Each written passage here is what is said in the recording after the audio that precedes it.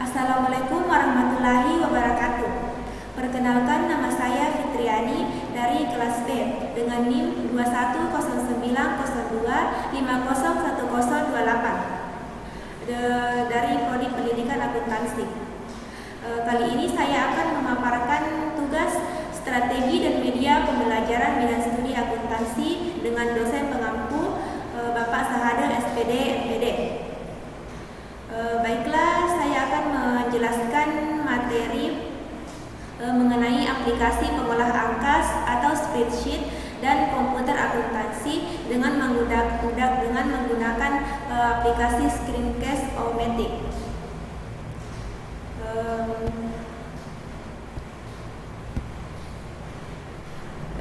Baiklah, di sini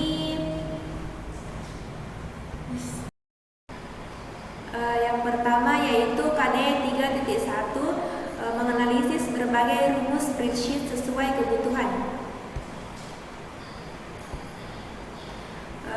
Di sini pelajaran yang pertama yaitu menjelaskan pengertian laporan bisnis, yang kedua menyebutkan jenis-jenis laporan bisnis, dan yang ketiga membuat berbagai laporan bisnis dengan berbasis format spreadsheet.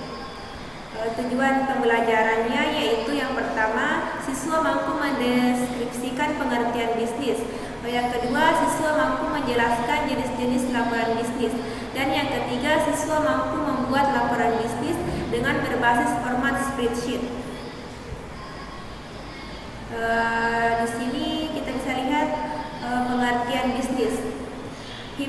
Himstreet dan Betty dalam bukunya Business Communication mendefinisikan laporan bisnis sebagai penyampaian informasi dari suatu bagian organisasional atau dari satu institusi atau lembaga ke lembaga lain untuk membantu pengambilan keputusan atau pemecahan masalah.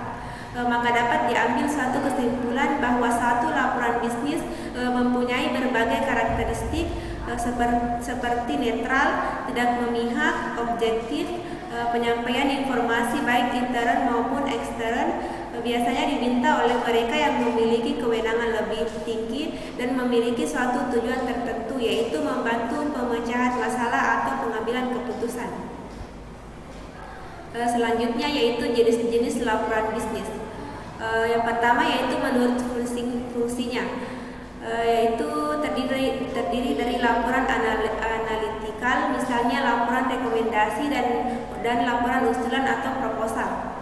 Yang kedua yaitu menurut subjeknya, terdiri dari laporan akuntansi, laporan periklanan, laporan pengumpulan kredit, laporan pembelanjaan, laporan pemasaran, laporan produksi, dan laporan personalia. Yang ketiga yaitu menurut formalitasnya, laporan formal dan laporan informal.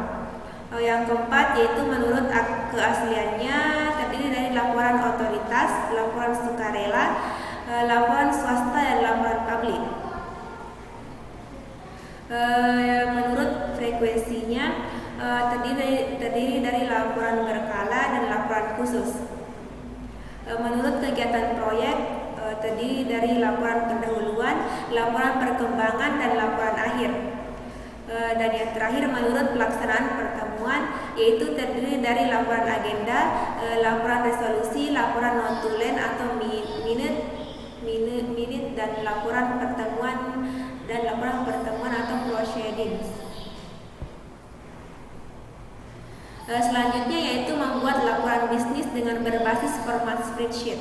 Langkah yang pertama yaitu untuk membuat data, pertama kali klik sel dan masukkan informasi data di dalamnya. Adapun tampilan menu bar dan lembar kerja dalam Excel seperti di bawah ini. Bisa kita lihat tabelnya. Kemudian yang kedua, menemukan template dari menu file wizard, kemudian menu file ke template. Kita dapat membuat laporan seperti laporan bisnis dan banyak lagi. Contoh tampilan surat yang dihasilkan dari menu file ke wizard dan letter seperti di bawah ini. Dan yang ketiga, kita bisa menggunakan makro yang terdapat di tool, kemudian makro atau rumus fungsi if, or, langsung secara otomatis sehingga menghindari kesalahan jika dihitung secara manual, seperti pada gambar di bawah ini. Yang keempat yaitu untuk melakukan beberapa penyesuaian yang dibutuhkan, dapat menuliskan komentar seperti menempelkan post-it notes pada sel, klik pada kolom yang akan diberi komentar, lalu klik kanan pilih insert comment, maka akan keluar tampilan seperti di bawah ini.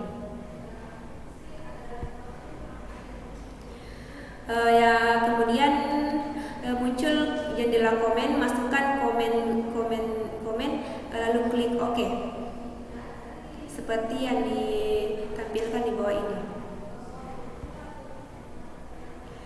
Kemudian maka post-it note akan tampil jika kolom dengan tanda segitiga merah di sebelah kanan diklik, seperti gambar di bawah. Untuk mendapatkan informasi secara grafis dapat dilakukan dengan cara mengklik menu insert kemudian chart. Maka laporan yang semula berbentuk tabel akan berubah menjadi diagram P, diagram batang dan banyak lagi. Seperti yang terdapat terdapat di bawah ini, pada gambar di bawah ini. Diagram ini sangat membantu untuk memberikan gambaran sekilas bagaimana suatu bisnis berjalan. Diagram pada Excel dapat dikustomisasi sesuai dengan preferensi kita serta dapat dilakukan perbaharuan setiap saat, seperti yang terlihat pada gambar di bawah ini. Kemudian KD yang kedua yaitu KD 4.1, menerapkan program aplikasi di komputer akuntansi.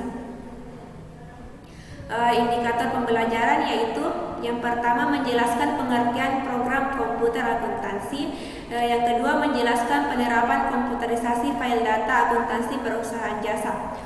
Kemudian tujuan pembelajarannya yaitu yang pertama siswa mampu mendeskripsikan pengertian program komputer akuntansi, dan yang kedua siswa mampu menjelaskan penerapan komputerisasi file data akuntansi perusahaan jasa. Pengertian program akuntansi. Secara umum, komputer akuntansi merupakan suatu sistem akuntansi yang menjadikan komputer untuk media dalam menjalankan sebuah aplikasi yang berguna sebagai pengolah data transaksi. Selain itu, tugas komputer juga melakukan pengolahan data sehingga menjadi bentuk laporan keuangan dari sebuah instansi atau perusahaan. Dan yang terakhir yaitu penerapan komputerisasi file data akuntansi perusahaan jasa. Dalam akuntansi perlu adanya pengembangan dalam proses pengolahan datanya. Perubahan dari kegiatan pencatatan manual menjadi otomatis dengan menggunakan komputer itu disebut dengan penerapan komputerisasi akuntansi.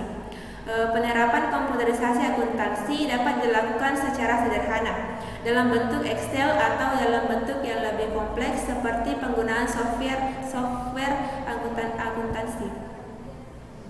Itulah tadi pemaparan materi dari saya mengenai pengolahan angka atau spreadsheet dan komputer akuntansi dengan menggunakan aplikasi Screencast-O-Matic.